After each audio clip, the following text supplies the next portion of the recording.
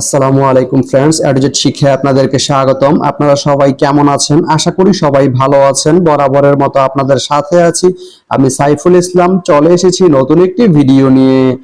আজকে আমরা জানবো আপনি কুমিল্লা থেকে পাহাড়তলি যেতে কোন কোন ট্রেন রয়েছে, সেই ট্রেনগুলো ছাড়ার নতুন সময়সূচি, বন্ধের দিন এবং গিয়ে পৌঁছতে কতক্ষণ সময় লাগবে বিস্তারিত। আমি যদি আপনাদেরকে ট্রেনের সময়সূচিগুলো বলে দেই, আপনি কুমিল্লা থেকে পাহাড়তলি যেতে প্রথমে যে ট্রেনটি রয়েছে সেটি হচ্ছে চট্টগ্রাম মেল।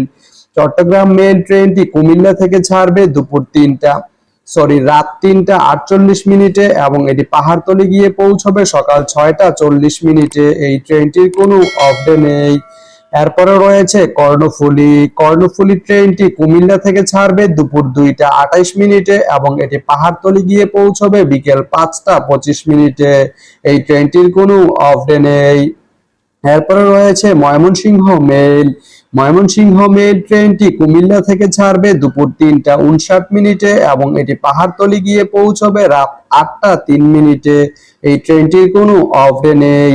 তো আপনি কুমিল্লা থেকে পাহাড়তলি যেতে এই তিনটি ট্রেনের যে কোনো একটি ট্রেন ব্যবহার করতে পারেন। তো ভিডিওটি কেমন লাগলো অবশ্যই কমেন্ট করে জানাবেন। আর ভিডিওটি যদি ভালো লেগে থাকে বা আপনার কোনো উপকারে এসে থাকে তাহলে ভিডিওতে একটা লাইক করে দিবেন, কারণ আপনার একটা লাইক আমাকে অনেক ইন্সপায়ার করে নতুন নতুন আরো ভিডিও বানাতে। তো ধন্যবাদ সবাইকে ভিডিওটি এতক্ষণ ধৈর্য ধরে দেখার জন্য।